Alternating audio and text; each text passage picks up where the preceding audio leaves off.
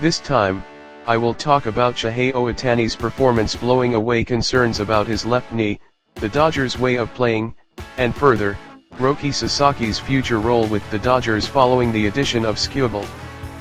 This is news about the Dodgers. On August 3, Japan time, Shohei Ohtani played as the number 1 designated hitter in a home game against the Red Sox. Shohei Ohtani recorded 1 hit and 2 walks. The team lost 4-8. Before getting into Shohei Ohtani's topic, I would like to talk about the Dodgers' way of playing. The team called the Dodgers seems to be quite bad at the style of baseball where, when a runner gets on base, they advance that runner to go get a single point. Even when a runner gets out with no outs, a series of weak hits stands out, making it difficult to create scoring opportunities.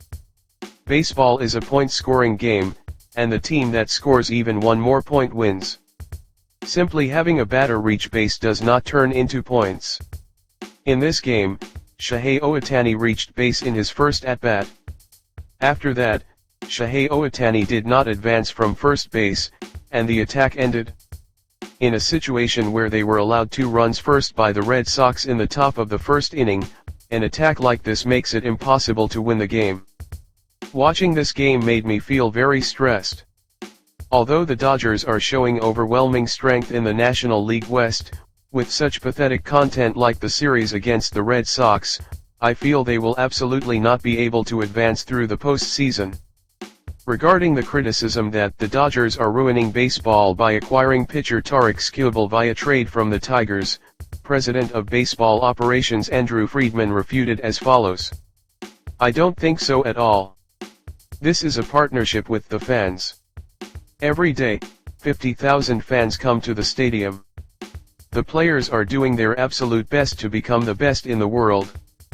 I can understand that acquiring Skubal was to meet the expectations of Dodgers fans. However, how about the series against the Red Sox?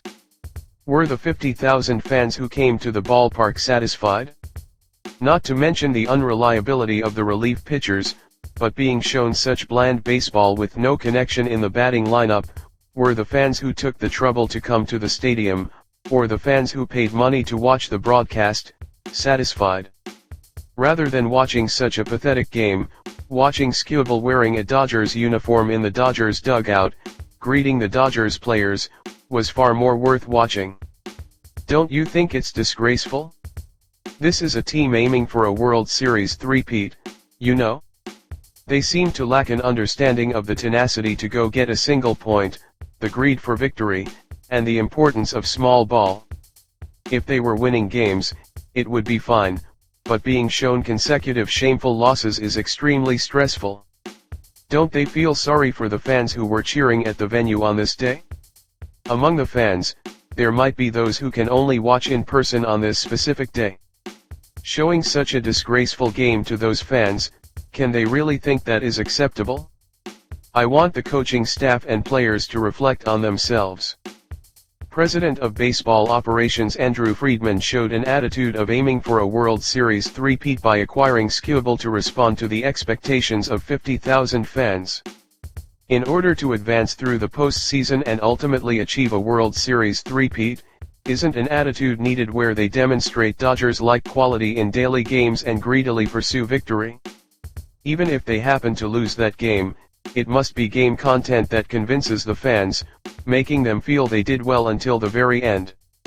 I never want to see a game like this again. This is news about Shohei Ohtani.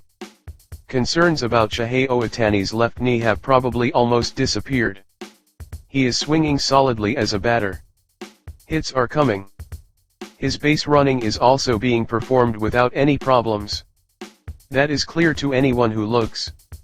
As far as being a batter is concerned, I consider there to be no more worries about his left knee. All that remains is for the discomfort in his left knee, which is his landing leg when pitching as a pitcher, to completely go away, and then his full-scale start as a pitcher will begin. In the meantime, there is a plan to gradually proceed toward his return as a pitcher through playing catch, bullpen sessions, and throwing short innings like last year. As a pitcher, I think it is fine to proceed with the return plan without rushing. Taking this opportunity, opinions have emerged that he should specialize as a full-time hitter, but that is nonsense. For Shohei Ohtani, two-way play as a pitcher and hitter is his baseball style itself. He would not be satisfied as just a hitter or just a pitcher. His career started as a two-way player. And even now, he is a two-way player. We must not forget that. It is not that a single player is taking on being a hitter and a pitcher.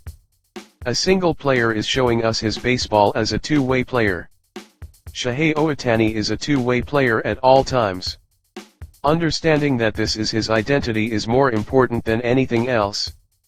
This is news about Roki Sasaki. Although Roki Sasaki is playing actively as a Dodgers starter this season, due to Skubal joining, various opinions have emerged in Japan regarding Roki Sasaki's future role. The most common opinion is, Roki Sasaki will likely be reassigned to the bullpen. This is undoubtedly true. However, as for when Roki Sasaki will be reassigned, on this program, we view it as follows. In the second half of the season, Roki Sasaki will likely pitch as part of the starting rotation as he is.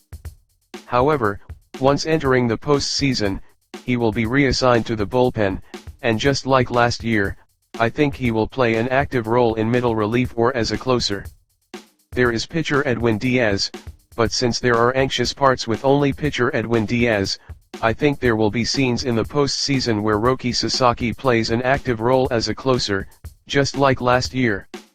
Roki Sasaki himself likely has a strong desire to play actively as a starter in the postseason as well, but with his current pitching level, I think it is difficult to push aside the existing pitching staff who have plenty of achievements and rich experience to start games. Being in the bullpen for this year's postseason as well will be very frustrating for Roki Sasaki, but using those frustrating feelings as fuel, I hope he can level up so he can start in all games next season. Roki Sasaki is still developing and still growing. Without rushing, I want him to polish himself. That is all for today. Thank you very much.